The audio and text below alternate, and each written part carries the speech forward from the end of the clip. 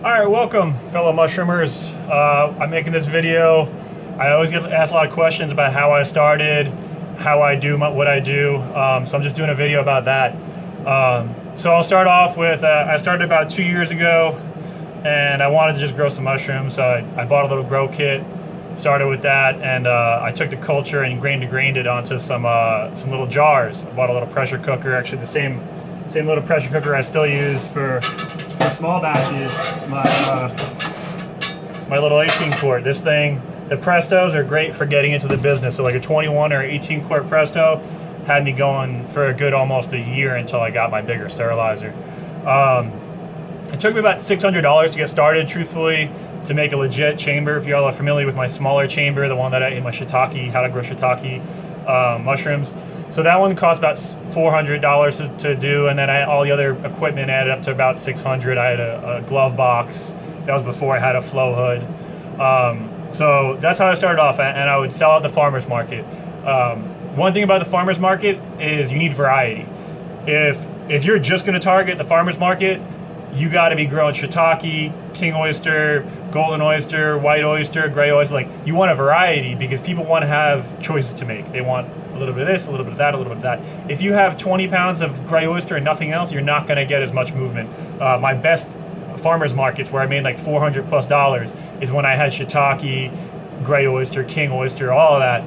When I just have gray oyster, even if I have pounds and pounds of it, I just can't move it as quick if I don't have the variety. The variety draws the attention, especially like gold oyster, the ones where like, wow, that color is amazing. Or the pink oyster too is another summer variety that really pops in the light and draws attention.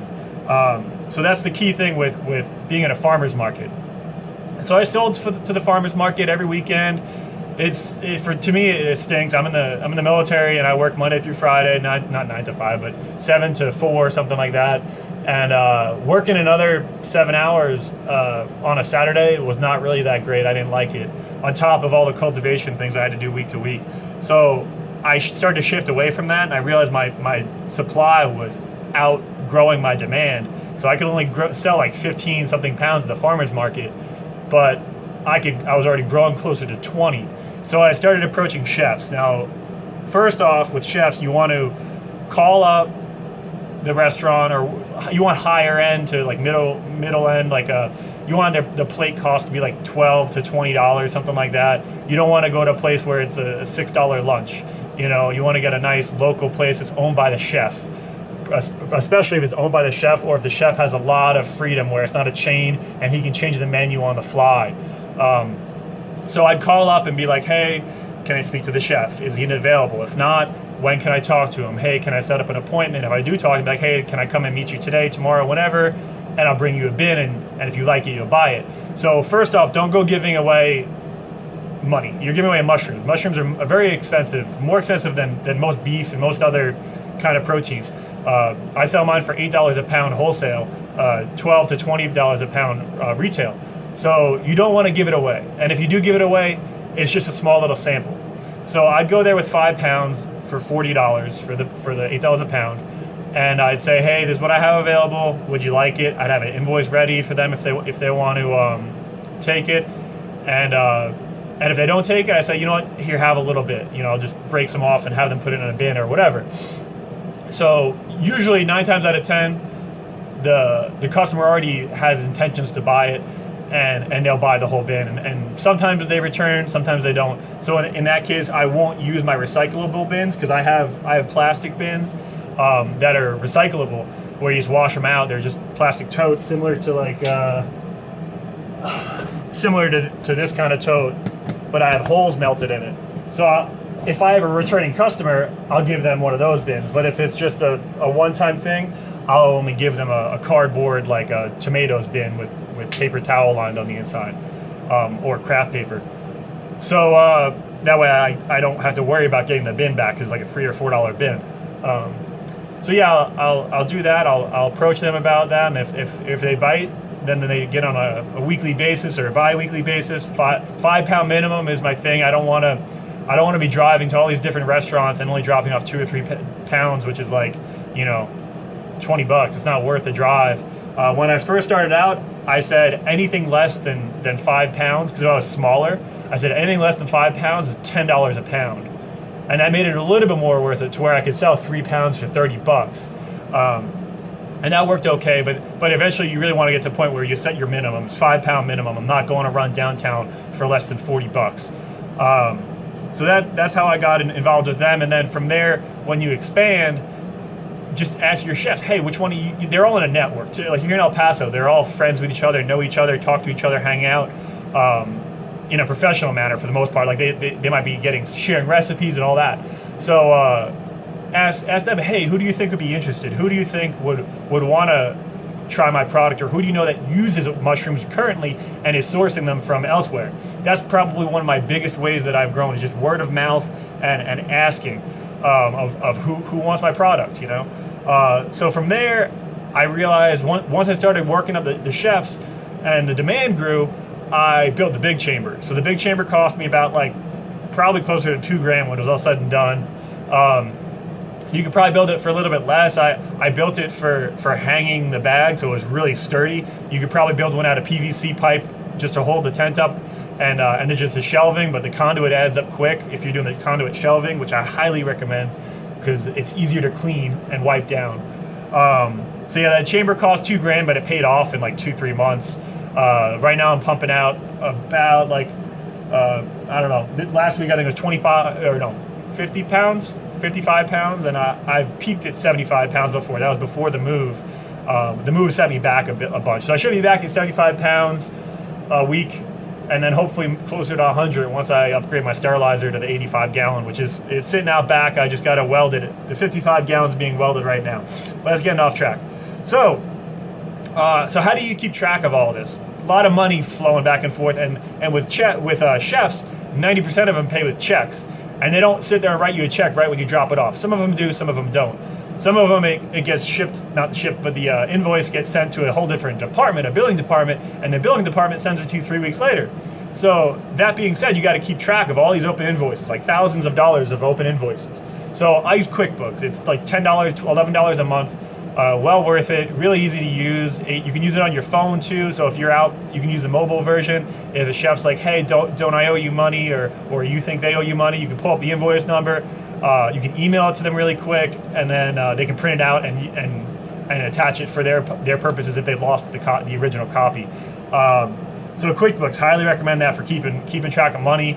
And come end of year, it ties into TurboTax, so you can do all your taxes really easily. Yeah, that's pretty much it for the sales part of it. And then on top of that, I made what I think is a pretty ingenious idea.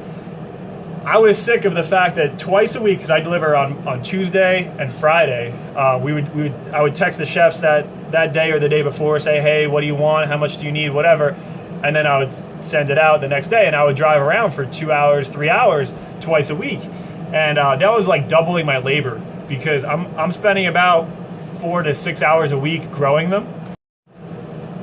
So on top of that, I'd be driving around for 2 to 3 hours twice a week, and it would double my labor, and I got sick of it. So I was like, how can I reduce the amount of time that I'm driving around, and without paying somebody? Because I don't want to just pay somebody to drive around, and it's a whole it's a lot to lose if somebody messes up and screws over a relationship with a chef. So I figured the best way to do it is get other local farmers involved, introduce them to my chefs, which most of my chefs were not on a grower to chef relationship where they knew each other. So I connected that, and I brought my friend Mario and my friend Brittany, and she grew microgreens. He's a farmer that actually has a farm.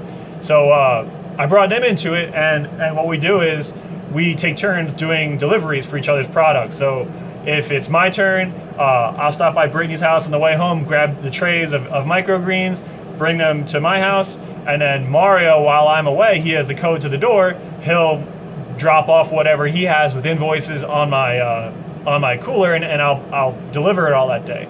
And then vice versa. So if it's Mario's turn, I'll bring the microgreens over here, and then or Brittany will bring the microgreens over here, and then Mario will grab my stuff with the invoices already printed out in the fridge, and he'll go out and run around. So I'm only doing it one out of every 3 weeks, so twice every 3 weeks. So it's a lot better.